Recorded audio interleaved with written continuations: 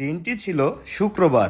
আমরা ঘুরতে গিয়েছিলাম নয়ারহাট ধলেশ্বরী নদীতে নৌকা ভ্রমণে। মূলত এই প্রোগ্রামের আয়োজক ছিলেন professional engineers and architects society. চলুন শুরু থেকে বলি।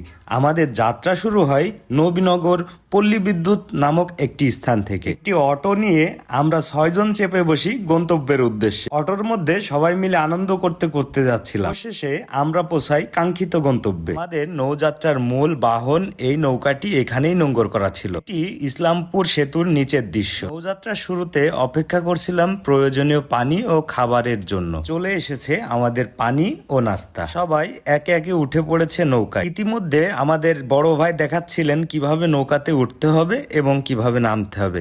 আরেকজন ভাই ঠিকঠাক নামতে পারলেও উঠেছিল অন্য ভাইয়ের সহযোগিতা নিয়ে। আর বাকিরা নাচের প্রস্তুতি স্বরূপ ওয়ার্ম আপ করাই ব্যস্ত। কিছুক্ষণের মধ্যেই শুরু হয় আমাদের নৌযাত্রা। নদীর বুক চিরে ছলছল শব্দে বয়ে চলেছে আমাদের নৌকা। আমরা তখন সবাই নৌকার উপরে দাঁড়িয়ে প্রকৃতি দেখাই ব্যস্ত।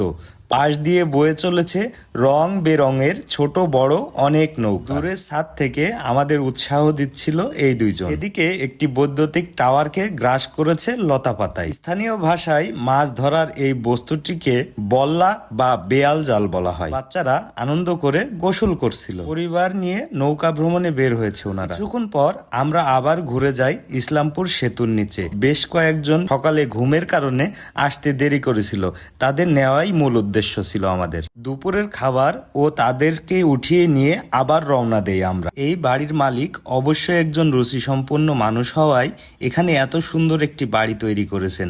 গ্রামের মানুষ তাদের প্রয়োজনীয় জিনিসপত্র নিয়ে এভাবে যাতায়াত করে নৌকায়। এখন দেখা যাক সবার নাচানাচি ও আনন্দ। সবাই যার যার নিজস্ব স্টাইলে নাচানাচি শুরু করেছে। অনেকে এটাকে পাগলা ডান্স বললেও ভুল হবে না। আমাদের রনি ভাই আমাকে সুন্দর একটি সিনেম্যাটিক ভিডিও বানিয়ে দিয়েছে। কেউ কেউ নাচানাচি করে আনন্দ করছিল, আবার কেউ কেউ তা দেখে আনন্দ করছিল।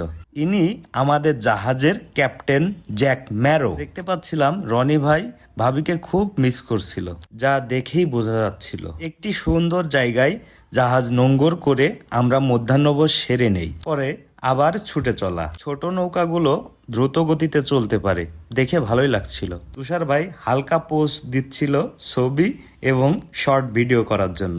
আমিও বাদ যাই নাই। নৌকার ভিতর থেকে প্রাকৃতিক দৃশ্যগুলা অন্যরকম লাগছিল, একেবারে ছবির মতো। অবশেষে সন্ধ্যা নামার সাথে সাথে শেষ হয় আমাদের আনন্দ ভ্রমণ। সবাই ভালো থাকবেন। দেখা হবে অন্য কোনো এক ভিডিওতে। আসসালামু আলাইকুম।